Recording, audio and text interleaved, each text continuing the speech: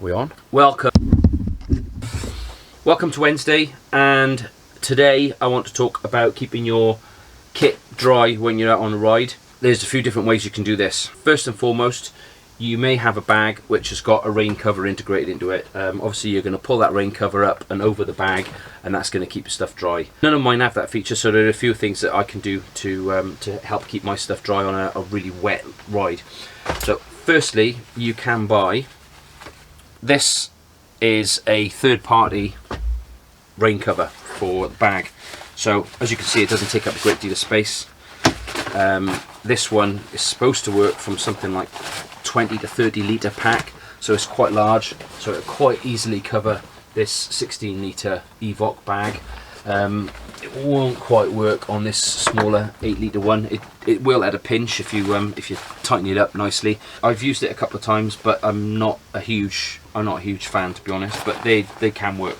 So second option is to actually waterproof the inside. I tend to, whenever I'm going out in any sort of rain, I've always got my phone in like a small sort of resealable sandwich bag or something in my pocket to keep my phone dry. But if I've got a big bag, then you want to keep everything dry in there. Now that could be everything from, you know, map, spare clothes.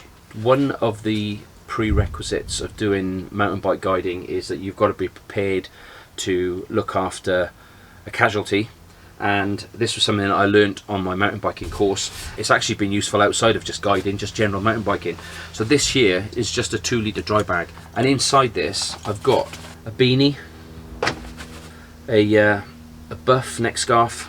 I've actually got not a waterproof but a windproof layer, a spare pair of thermal socks, and actually a spare pair of gloves. These are not riding gloves, but they are just a nice extra pair of dry gloves if you get cold more than anything. They're not waterproof, but certainly dry. If this is just 2 litres, and this is an 8 litre pack, this is a 16 litre pack, so in theory 2 litres is only going to take up a quarter of this and an eighth of this, and in that you've got spare clothes to keep you dry. Very nice on a long ride to be able to pull out a pair of dry socks and dry gloves at some point.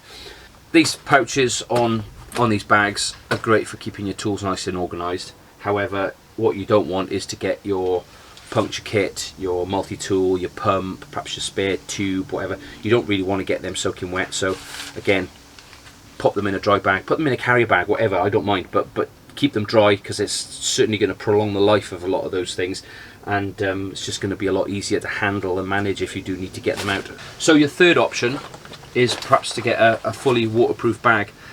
These from Kit, I can't remember how much this cost, but this is called a Gordon, and this is 20 litres. As you can tell, you know, it's plenty big enough. You lose all the organisation functionality, there's no pockets or nothing, but it's going to keep everything dry. So anyway, if you've got any tips for keeping your stuff dry in the winter other than staying indoors and not going out for a ride, then pop them below. And if you like this video, please give us a thumbs up, and don't forget to share, like, comment, all those lovely things, and I'll see you next time.